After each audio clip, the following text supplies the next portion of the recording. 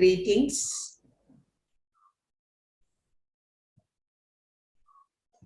Greetings to all the members of the All India Women's Conference and all our well-wishers and our usual members who are joining us on this platform for a very important and significant discussion of the day, and that is higher education in India, problems and possibilities. We did take a break last month for various reasons. And then we are reviving our literary and cultural forum in this new year with our first discussion on a topic of general interest. We have with us Dr. Gobinathan Pilla, who is a former Pro-Vice Chancellor of Calicut University and acting Vice Chancellor of Calicut University for some time. But he has a long tradition of teaching, more than 30 years of teaching in NSS colleges and also at the Amrita Institute. I know him personally as a researcher and administrator, particularly during the days that he spent with us at the Institute of English. He had come to do research on Milan Kundera, and at that point of time, not many academicians would have chosen a writer critic like Milan Kundera, and Dr. Gobinathan Pilla was one of the few who thought that he could do justice to Kundera's works. So his PhD on Milan Kundera is a notable contribution to the body of literature that has come out on this great philosopher and writer. He was also able to visit the Charles University, Prague, Czech Republic, and talk on Kundera and Kafka while he was the Pro-Vice Chancellor of Calicut University, and had the opportunity to interact with academicians there who were interested in Kundera and his works. Now, when we were talking about what topic would be best on a platform like this, we ranged across a number of suggestions. Thought perhaps Dr. Gobinathan Pilla would share with us his interest and his visit to the Czech Republic and talk to us about Kafka. But on a rethinking, both of us felt that let us go for something that is of a wider range of interest. And that is how we hit upon the topic, higher education and the problems and the possibilities that face India. We all know that with the national education policy coming out and a lot of debate that is going on about the NEP, the educational field is in a ferment of observations, discussions, debates on how best to go forward.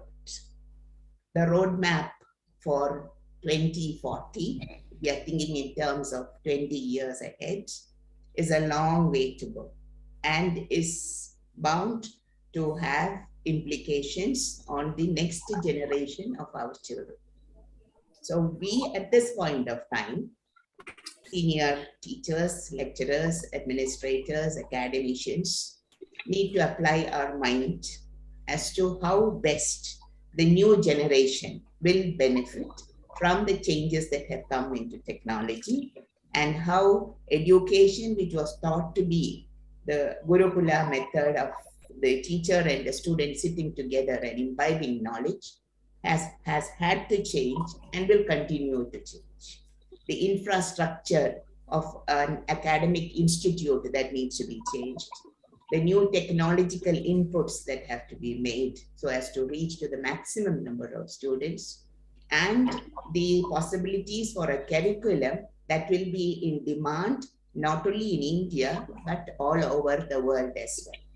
Because we in Kerala know that we cannot create job opportunities here in Kerala or in India. We need to create job opportunities and job competence in our students, in our next generation, so that they will find jobs elsewhere. But having said that, I also feel that when we are thinking only about the market value of education, we are forgetting about the liberal arts and humanities. Because at the basis of all human life is ethics and philosophy. It's more the moral knowledge that we have, the humanity that is at the basis of our way of life, that needs to be held on very rigorously to, if we are not to lose our humanity and our human hold on this world. So even when you talk about the post-human world, everything taken over by robotics, people beginning, students beginning to act like robots, let us not forget that we owe it to our next generation to hang on to those values which we have cherished, the cultural background that we have kept alive and potent, and being able to go forward with the diversity that is India today. So with these introductory remarks, I would like to now invite Dr. Gopinath Pillai to make his presentation on higher education in India, problems and possibilities. So over to you, Dr. Gopinath. Thank you, Dr. Jamila Begum.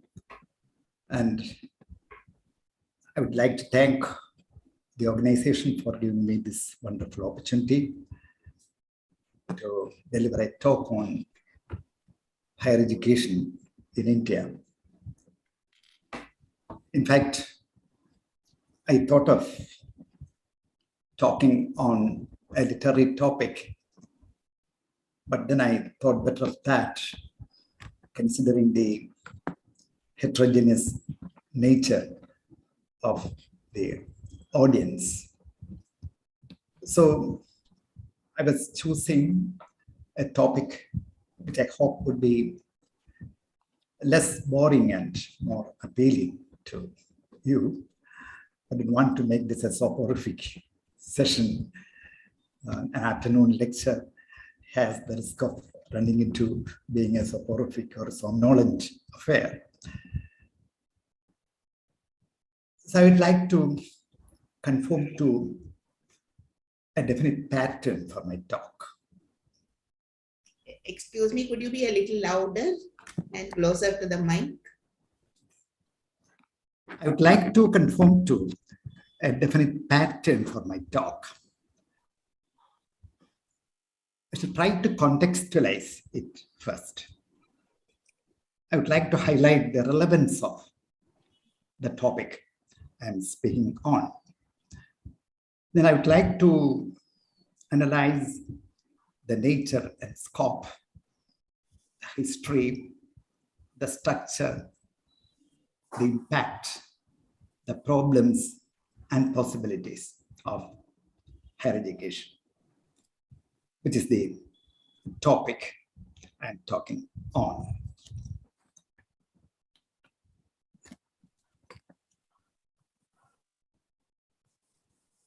The national policy of education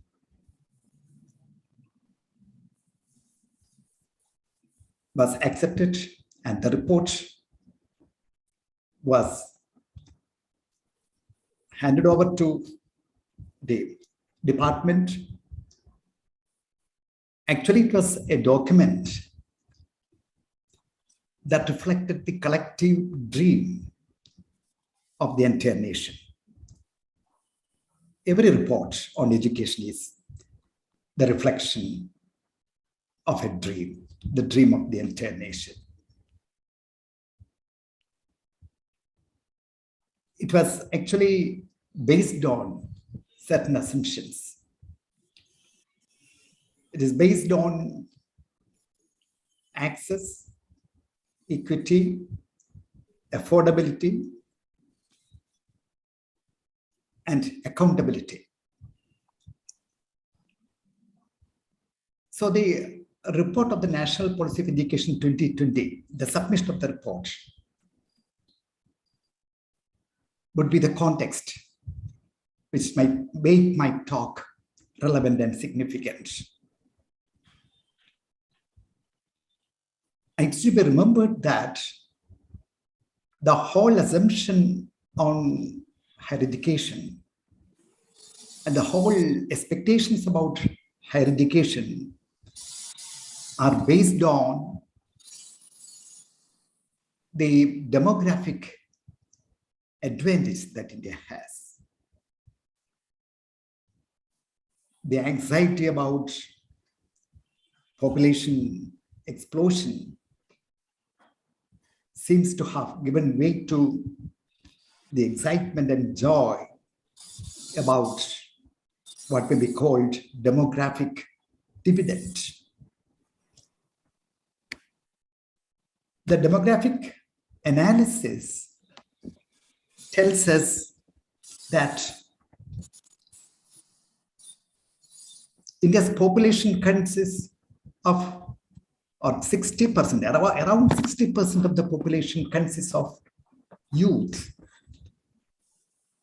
in the age group of 16 to 25. It means if quality education is imparted to the youth, it is possible for the country to emerge as a global force. The expectation of transforming India into a knowledge society or a knowledge superpower may be translated into reality if and only if the quality of higher education is raised.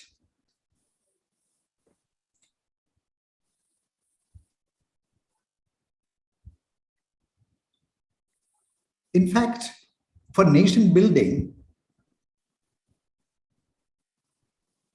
the human resource is to be developed.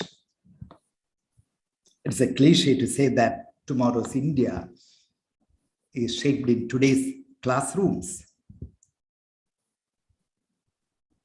We need great leaders and administrators who are not tinged by corruption. We need great teachers who can mold the minds of the next generation. We need doctors and engineers who are driven by a sense of commitment to society. So in order to meet these aspirations, in order to gratify these expectations, we need to have an educational system that can produce great professionals, great leaders, politicians, not mere politicians, statesmen, I would say, who think about the next generation, not about next election. So if we are not having such people in our society, if we find that there is rampant corruption around, if we think that there is a fall in the standard of education, if we feel that our engineers and doctors are not socially committed, we can arrive at the conclusion that there is something wrong with the educational system.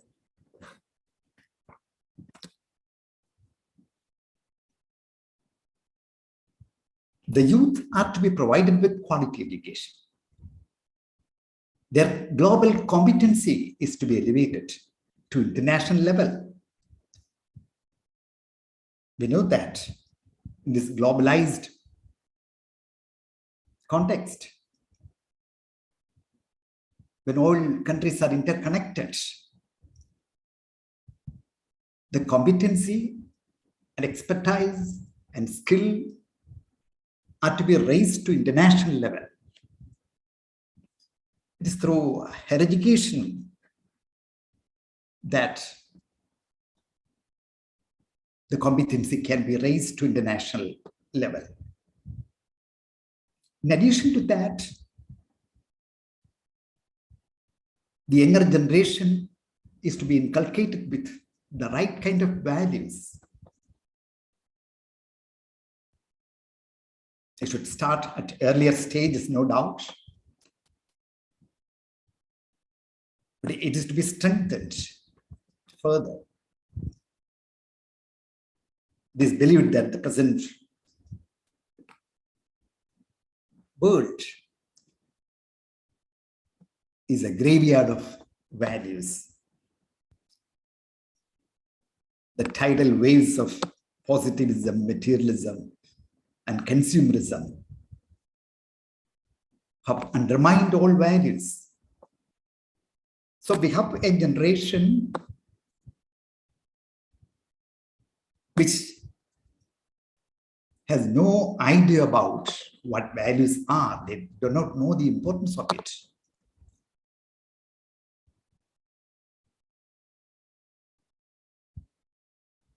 They have lost touch with values.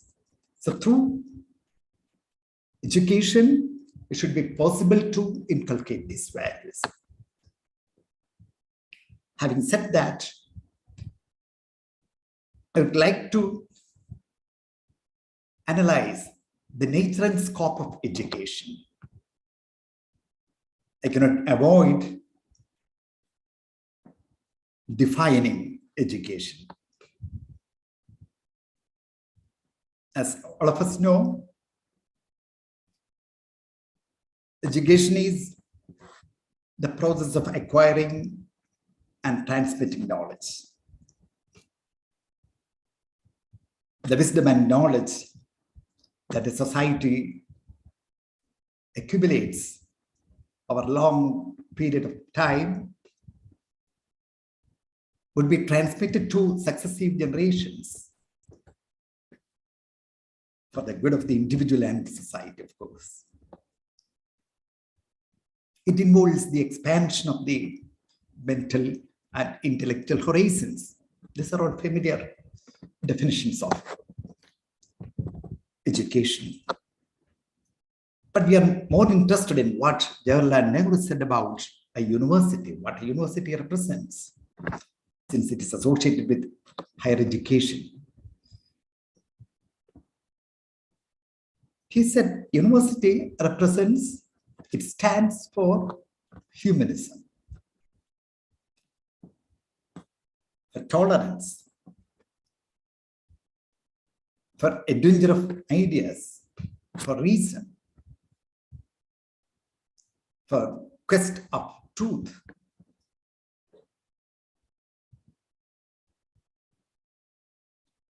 It stands for promoting sense of freedom, liberty. It involves battle against poverty, ignorance, parochialism, so on and so forth. Which means education has several dimensions. It has an intellectual dimension,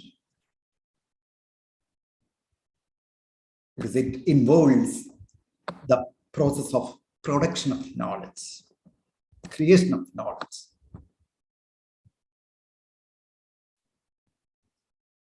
There is a misconception that knowledge is created at the click of the mouse. With the click of the mouse, all that we get is some data. As we know, knowledge comes through analysis of the given data. It comes to the original mind, is the result, it's the product of original thinking. It comes to a mind which is meditative. It comes to a person who thinks in a different way. It emanates from original thinking. New ideas are very important. So higher education is all about construction of knowledge, production of knowledge. Knowledge empowers the individual, the society.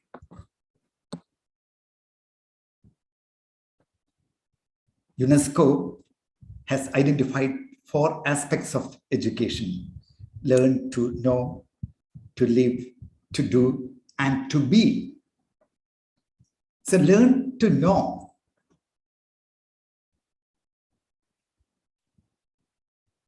Actually, it involves the process of knowing, of finding something new. So production, transmission, and application of knowledge becomes important. There's a social dimension. Without social commitment, the acquired knowledge is of no use. The knowledge that one acquires, an individual acquires through education, has to be used for the benefit of the society. So that social sensitivity, the social commitment is very important.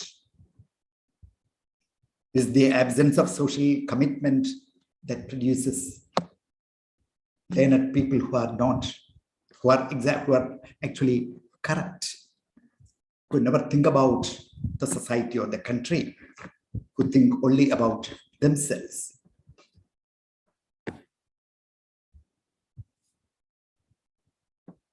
Then education is a cultural process. Education and culture are interdependent. Education, in essence, is defined and determined by the cultural context. The educational system of a society would be determined by the culture of the society of the given period.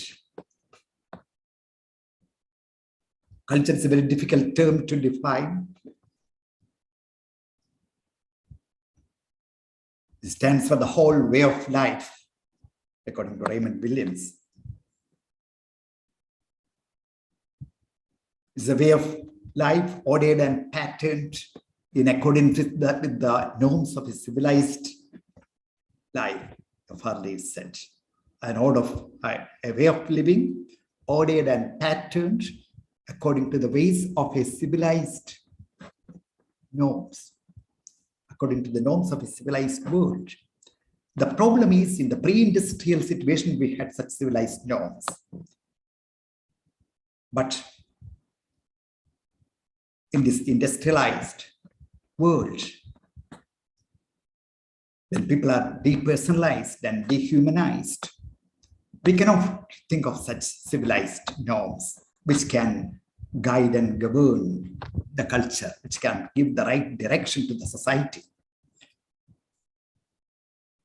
So education enables the society to correct itself, to guide it properly, to make the society cultured, in the sense that it would make the members of the society happy. So conquest of happiness is very important there. We can say a cultured society doesn't mean that the members of the society are happy. It depends on whether people are able to respect each other. They are able to enjoy that freedom. Even development is interpreted as freedom. Whether that sense of dignity is there. So education makes sure that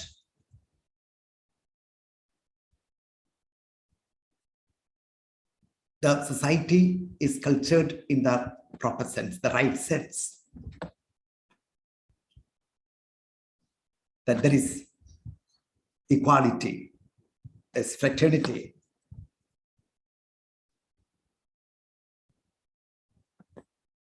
There is the respect for the law of the land, but the constitutional values are accepted. Where a person is able to give fulfillment to his aspirations and thus derive some kind of satisfaction and joy. There is a moral dimension to education. There is an ethical dimension. There is an environmental dimension. So it's education that can give lessons about saving the nature, protecting the environment, about getting rid of what is called biophobia. An educated person alone is expected to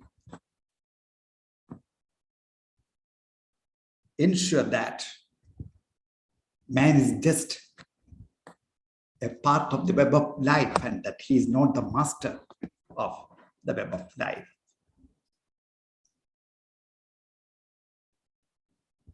So a new environmental philosophy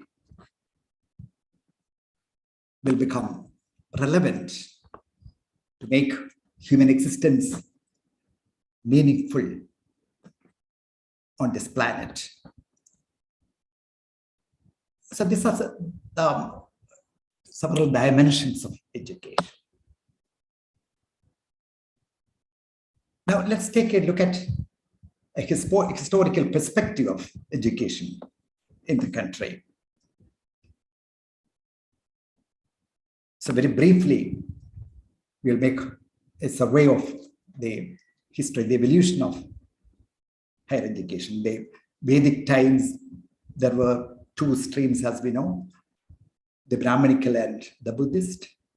Then gradually, there was the Islamic system as a result of the Mohammedan invasion of the country.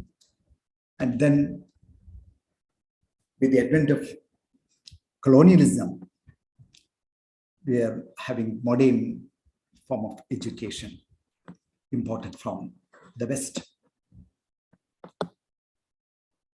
We are reminded of Macaulay's famous Minutes of Education. He came with a treatise on implementing new educational policy in India in the year 1835, which came to be known as Macaulay's Minutes of Education. We know that Macaulay's intention was to create the so-called brown sahibs in India.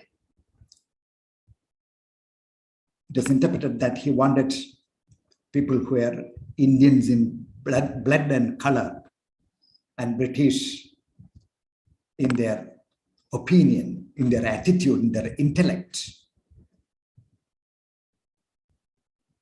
This part of the colonial project, the colonial agenda, there's nothing but cultural colonization of India. And Macaulay was a staunch supporter of European culture, a cultural chauvinist, we can say. His statement was very controversial. He said, one single library of European, one single shelf of European library is worth the entire corpus of native literature in India and Arabia. So he was so aggressively nationalistic. So in fact, it was his policy which was the driving force for implementing the modern educational system in India. But the actual implementation took place after the order was issued by after the famous dispatch from Sir Charles Bush in the year 1854, which is called the Magna Carta of higher education in India. Sir Charles Bush, he came with his famous order, his famous dispatch, this is called the famous dispatch on higher education in India. Then in 1857, 3 universities were started in India: University of Calcutta, Madras, and Bombay, followed by University of Allahabad in 1888. And from there, we were slowly evolving. The system was slowly evolving. And now we have around 1,000 universities, which include around 400 state universities, 395 private universities, some 55 central universities, 125 institutes of national importance, 165 deemed universities. That's the breakup. And we have some 45 colleges affiliated to various universities. And this affiliating system, affiliating university was an idea, was modeled on the London University.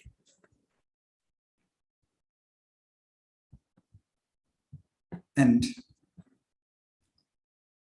of these 45,000 colleges, around 15,000 are arts and science colleges. Some 750 of them are autonomous colleges. So that's the structure of the educational system, or the institutional framework of the system that consists of so many universities and so many colleges. And the most important, the most difficult challenge for the policy makers in higher education system is to meet the conflicting demands of access and quality, access, equity, and quality. In the latest policy on education, it is envisaged to raise the access of education, to raise the number of enrollment in higher education from 27% to 50% by 2035. So in another 12 or 13 years, the number is to be doubled through various means. It is proposed that through distance education, through open education, and through the addition of more seats, and by starting more colleges, it may be possible to raise the gross enrollment ratio, it's called GER, from 27 to 50. So these are some of the strategies to raise the number of youngsters who get enrolled for higher education. Then they may be able to observe the principle of equity by showing some fairness, by showing justice in the matter of admitting the students without any discrimination. So that fairness is to be observed, but the most important part is to ensure quality, excellence. Access does not go with excellence.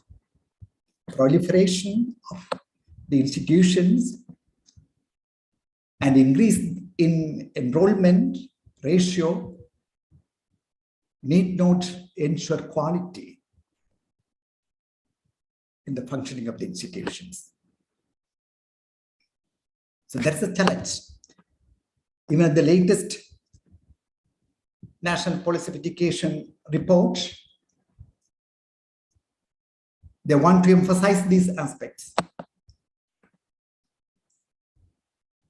Access, affordability. The education should be affordable to all sections of the society. Cannot be costly. Accountability, it is there. The stakeholders should have some kind of accountability. The management should have accountability. Teachers should have accountability. They should be answerable to what they are doing.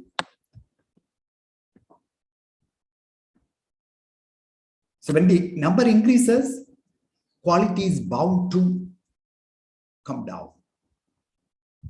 There might be a fall in standards.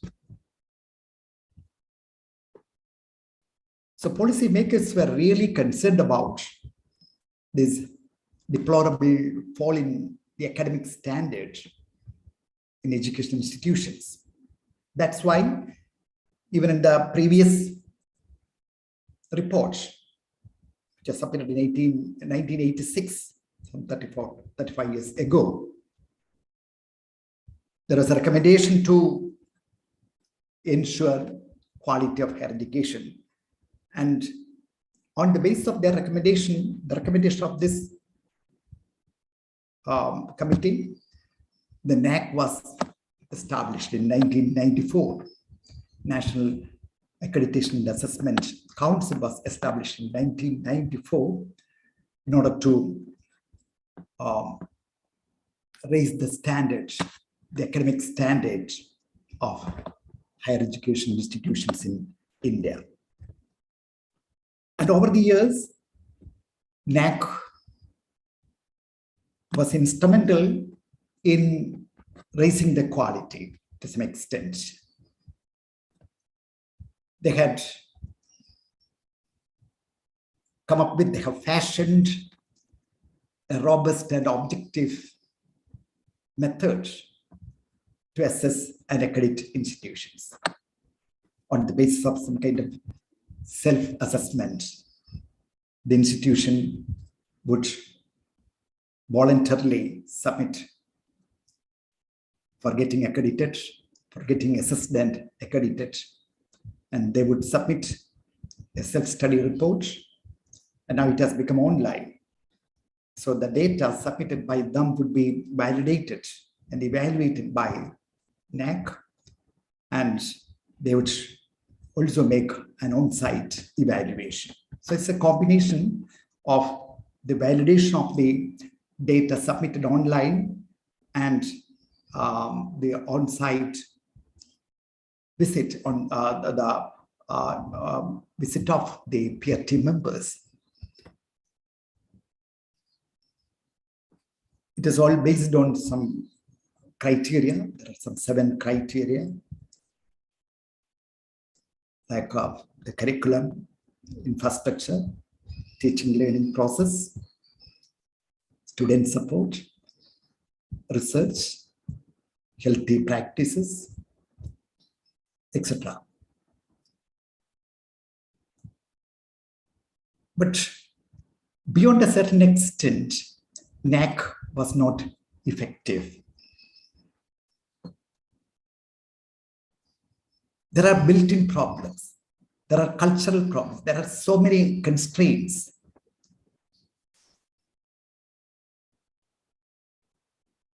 And we have to consider the fact that 90% of enrollment for higher education is in affiliated colleges, the so-called arts and science colleges, where the admission is to be done on the basis of the principle of equity. All norms, all principles are to be observed.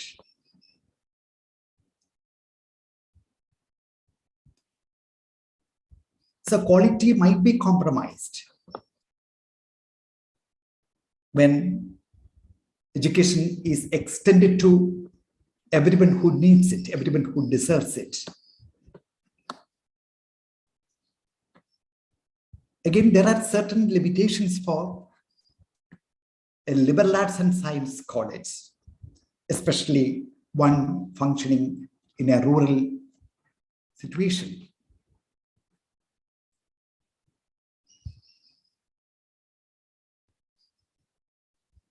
A liberal arts and science college has entirely different priorities.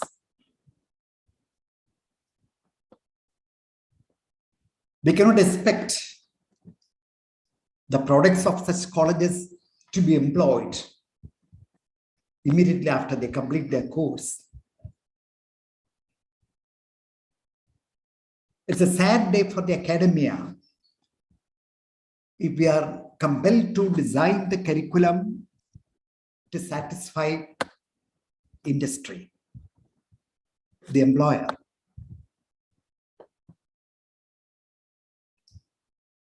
The students at an arts and science college get certain soft skills.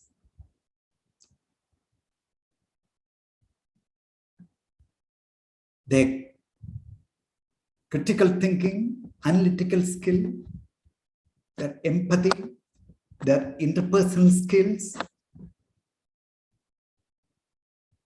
would be improved through the kind of academic experience that they undergo at such institutions. And they will be in a better position to take up social issues. And in fact, our intellectual space remains unfilled in the absence of people who can take up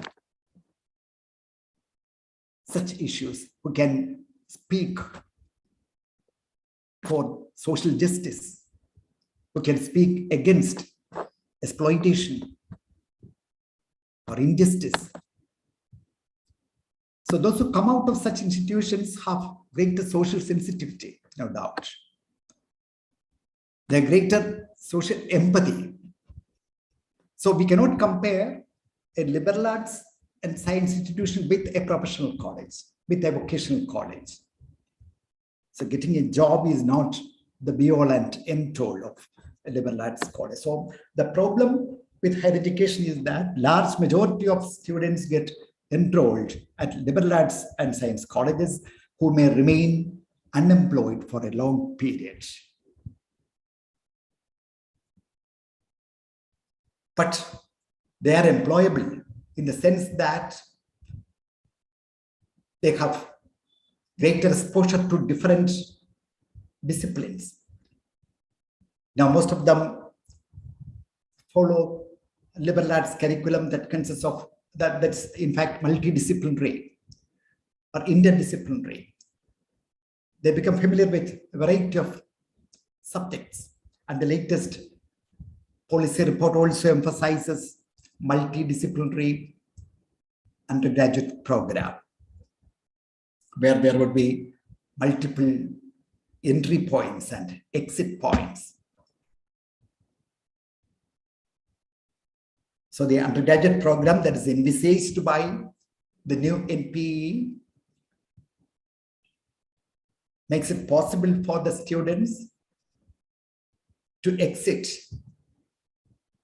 as per his choice. After 1 year, if he exits, he will get a certificate. After 2 years, a diploma. After 3 years, a degree certificate. After 4 years, it will be a 4-year degree program. After 4 years, perhaps, he will get an honors degree, something more than a bachelor's degree. And then the PG would be just for 1 year. And even the students who complete 3 years would be able to join PG program. But for him, the duration would be for 2 years. So there is more flexibility for the integrated program now. There are more multiple exit points. We can choose subjects from a variety of subjects. It's more holistic, more flexible, more multidisciplinary, etc. Then, in order to tide over this problem related to quality, UGC came up with the plan of introducing autonomous colleges sometime back, and we have around 750 autonomous colleges across the country, and they enjoy relative autonomy. In fact, they enjoy only academic autonomy, and it varies from state to state. Some state governments are quite reluctant to part with their control, their unquestionable control over institutions. And so they don't respect the concept of autonomy at all, but still there is relative autonomy for such institutions. They have their own academic council, board of studies, governing body, they can conduct their exams, etc. So it has been instrumental in improving the standard of institutions of higher education to a great extent. So all these are some of the problems and the possibilities are there for improvement. The new policy of education cannot be considered as a panacea. The recommendations of the committee cannot be a panacea for all the problems, for everything that ails, everything that besets the higher education system in the country. The problem is very intractable. The solution is something elusive. I always believe that every nation can think of the institution that it deserves. There will be a host of reasons, there will be a cluster of reasons, there will be cultural reasons, historical reasons why we lag behind higher education institutions in the Western countries. We cannot compare our system with the ones in the West. We may showcase a few institutions in Delhi or Madras or metropolitan cities like that and say that this is the kind of higher education system that we have here. But the horrible reality is conveniently hidden. We cannot wish it away. The fact is there are economic reasons. We are not able to fund these institutions liberally. Our public investment in higher education is meager, is limited. We cannot entrust it to the private sector because there is always a justified prejudice against the private sectors that they are only interested in making profit and they have no sublime goal of building up the nation or of national development. So within the limits, with commitment, with sense of direction, we have no dearth of any policies here in our country. There are recommendations. Every time the educational the Committee for National Policy of Education comes up with brilliant recommendations. The problem, in fact, the devil is in the detail. If you closely examine them, you will find that they're all wishful thinking. Most of them are very difficult to be implemented. Now they want to tie up the undergraduate, want to integrate the vocational programs into undergraduate programs, trying to make undergraduate programs more vocational, in the sense that the products of a liberal arts and science college student of liberal arts and science college would be able to find jobs more easily. That's the expectation of the policymakers. But I'm sure it may destroy the identity of the course of the program and can bring more harm than good to the system as a whole. I think we can have some discussions. Yes, Thank you. Thank you very much, Dr. Govindadapilla, for putting many thoughts on the floor of this online program. I'm sure that all of you must be thinking along various lines about the problems that we face, the possibilities that are there. But at the same time, as you said, there is no easy solution because we live in a world that is fast changing and the roadmap is never too clear. So with these introductory remarks from Dr. Govindadapilla, I would invite anyone who's on this forum to please unmute themselves if they would like to make some comment or participate in the debate. Please unmute yourself before you talk. Can I ask Jamila? Yeah, go ahead. So that was a very beautiful presentation that you made on perspective on education, history of education, and challenges of higher education. As a teacher representing Arts and Science College, we had a lot of companies to select girls for campus selection. Of course, very few, 20% of the girls get selected maybe, or 10% girls get selected. And as you say, the problem is there because the number is so large that it is not possible for all of them to get a job. So many of the courses in our colleges are non-employable. So I like the idea of linking the courses with an industry so that we teach them a skill and the children or the students get employed. I like that. We have to think along those lines. Otherwise, simply producing MA, BA and all that, it's not going to help the students to be employable or to get a job, etc. Another thing that you were talking about is raise the enrollment.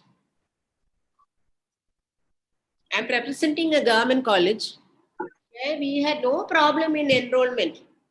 Especially it was a women's college. So everybody would throng into the college even for a subject where the value was not that much. You find that you won't go into a condition of closing the department because there was a demand for any course in a government college. And the only thing is we don't want to increase the number of students in the college because we don't have facilities in the lab or facilities in the classroom to seat the children. So, but about other colleges, how do you increase the enrollment, or why do you want to increase the enrollment so that the students can be exposed to education? Isn't it so?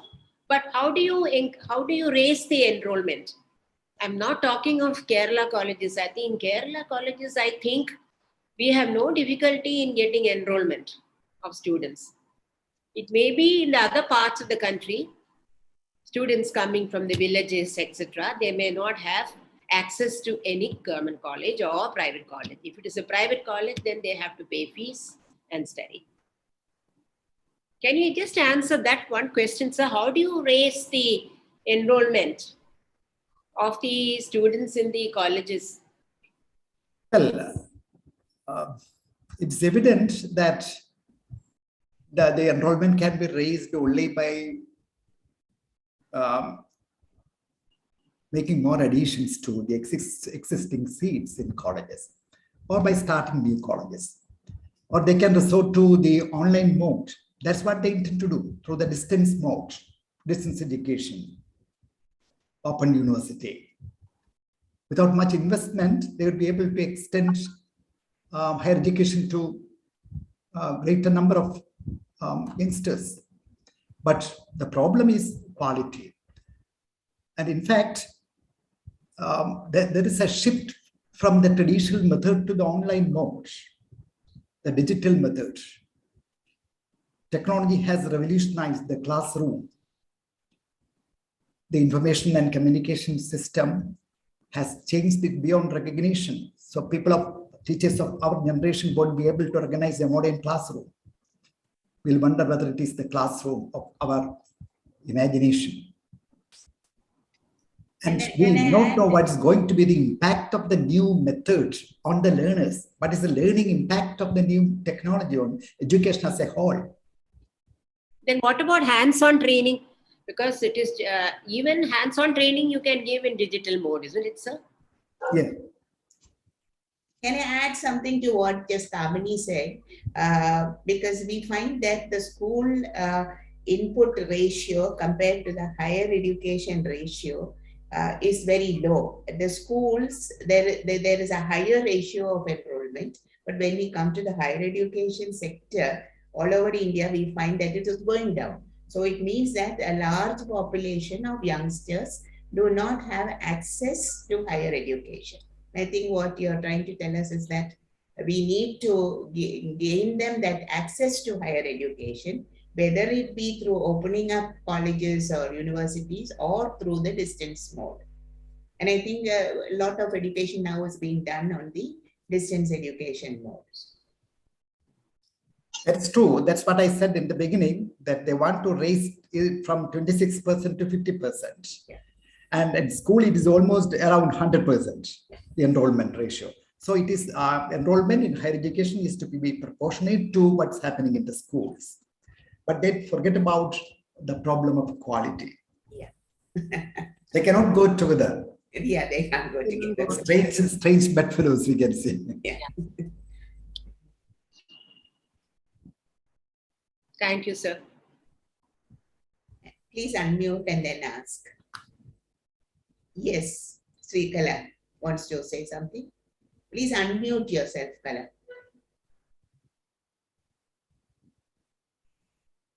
Can you hear me now? Yeah. Am I audible? Yes. So I would like to ask you a question. That is, how much can a government interfere with the activities of the affairs of the university? You find too much of interference, especially the things that are happening now. Well, is it over? Yes. Yes, it's a very intelligent question, I'd say, because education is considered one of the means by which a ruling regime would try to ensure social control. There are ever so many ways. There are repressive measures. There are direct methods by which a government can control the society. There are also indirect and subtle methods like what's called the ideological apparatus, which can be used by the government to control the people. And education can be used as one of the means to ensure or exercise what is called social control. Knowledge and power are actually interrelated. That's what Foucault says. And by disseminating knowledge, we are also exercising power.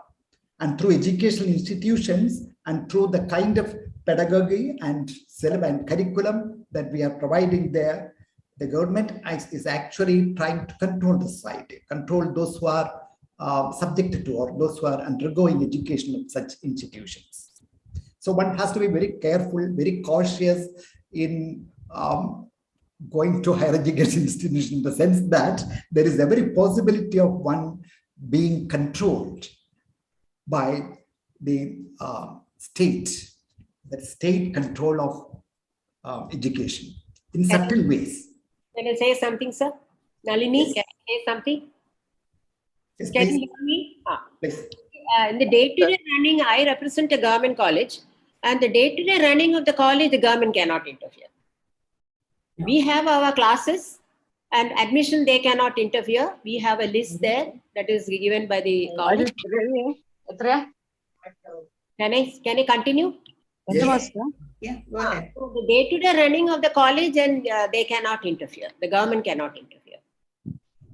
That much I'm sure. It's always policy matters that the government. Policy matter only they can interfere. See, the Not system. day-to-day running, they cannot.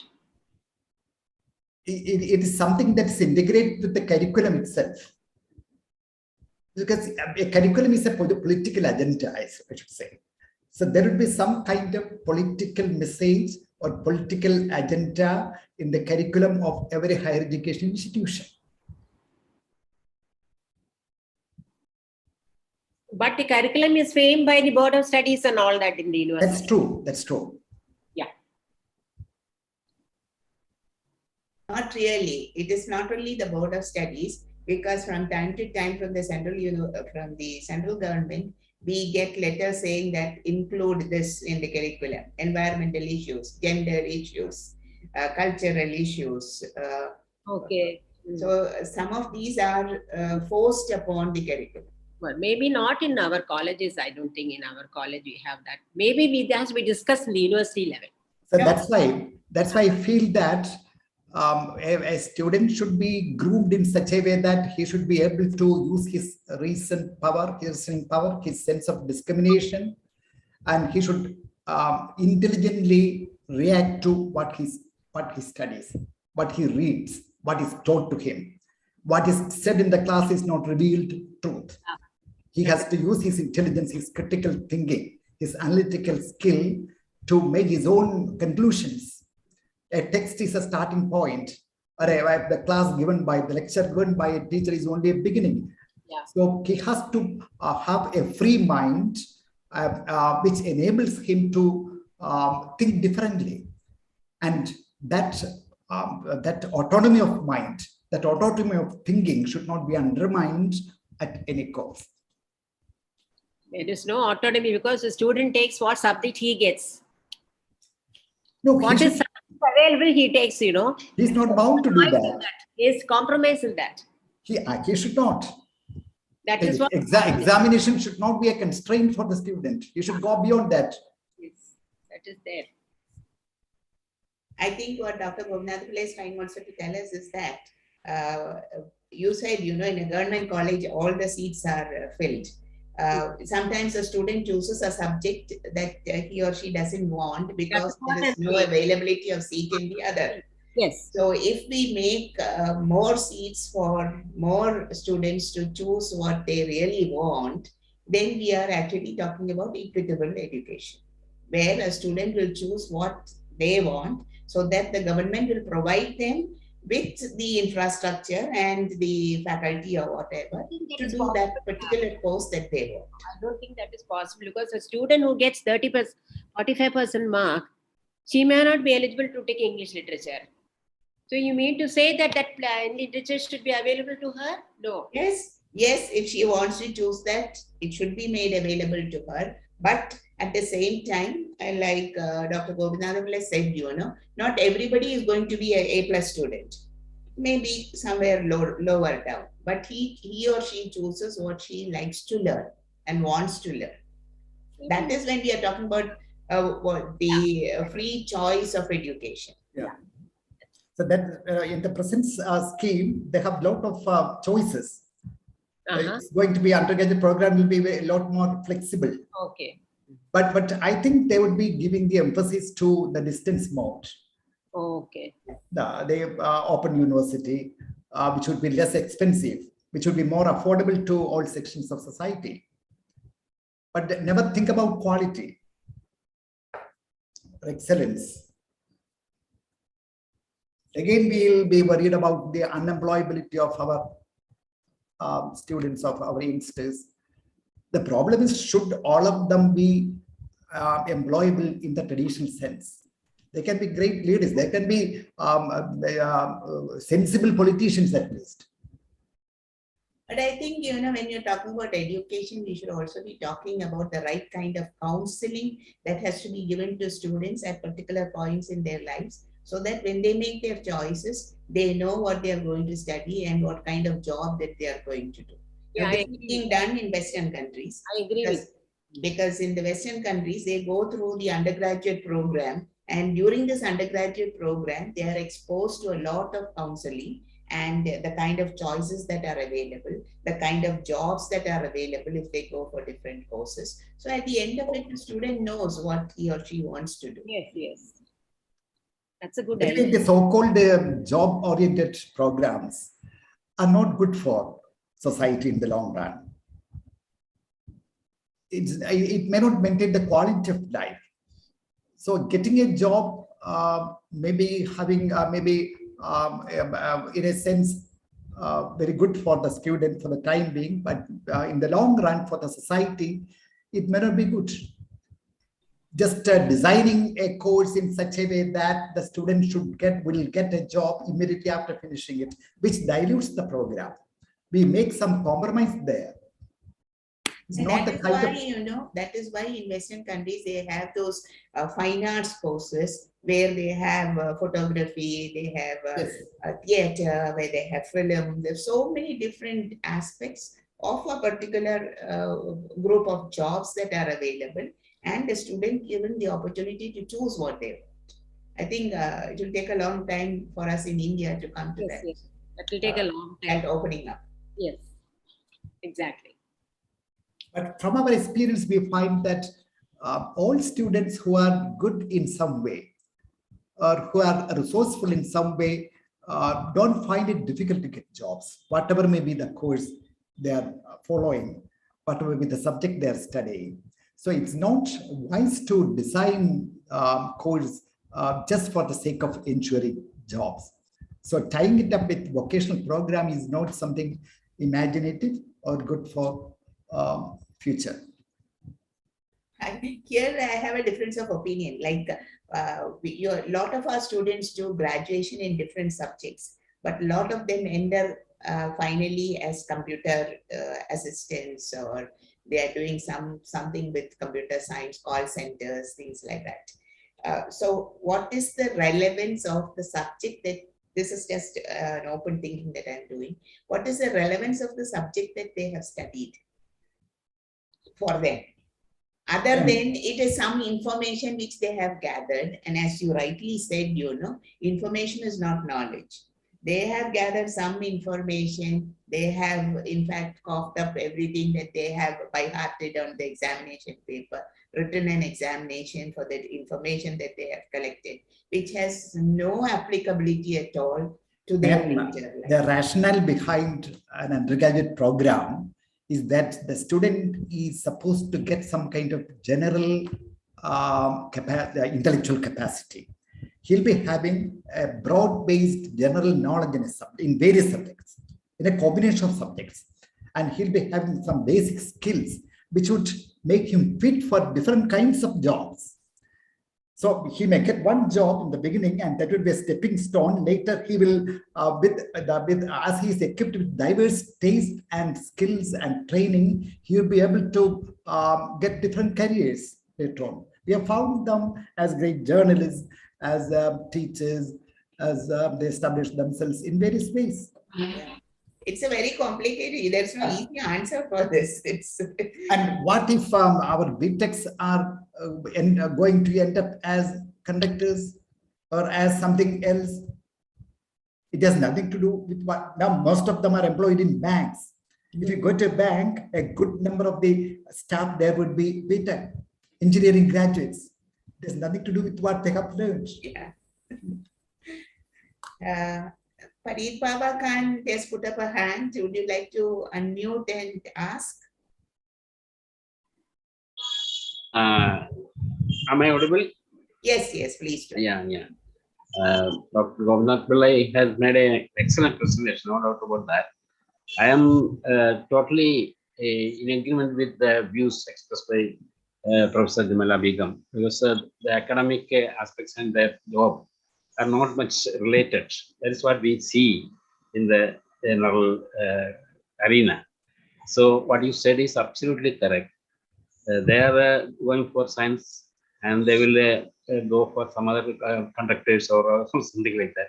Engineers are now employed as the conductors, and so on and so forth. So there should be a balance between this employability and academic aspects and all that. That is, but it's not an easy job. It's a job. That's what I see. Okay, thank you.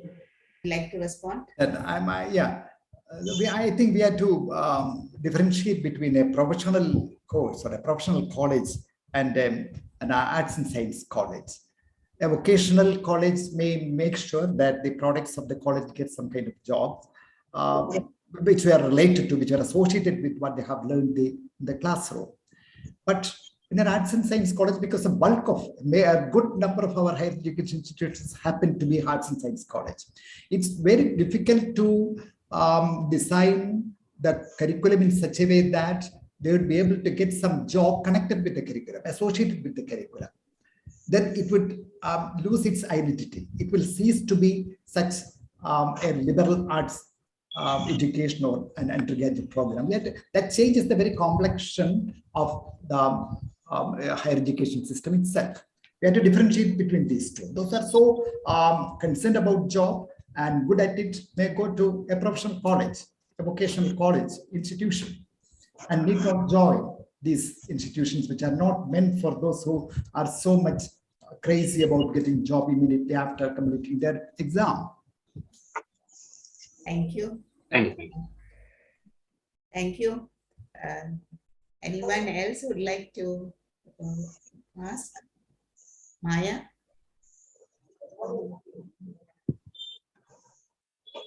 If there are no more questions, comments, allow me to close this discussion. Thank you, Dr. Gopinath, for being with us on this platform and sharing your thoughts on education in India, the possibilities and the problems. We all know there are so many problems. There is no easy answer, particularly when it comes to education. And we'll continue to debate. We'll continue to think about how best we can shape our educational system so that we will leave a good legacy for the future generation. This occasion, I also thank the AIWC for giving me this platform for hosting this talk under the Cultural and Literary Forum. And thank you, each one of you who has joined us here for this session. Thank you all once again. Thank you. Thank you, ma'am. Thank you so much. Thank you. Thank you.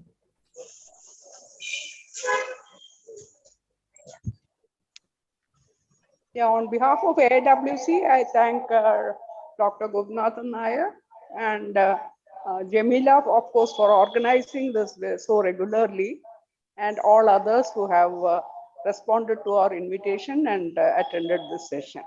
With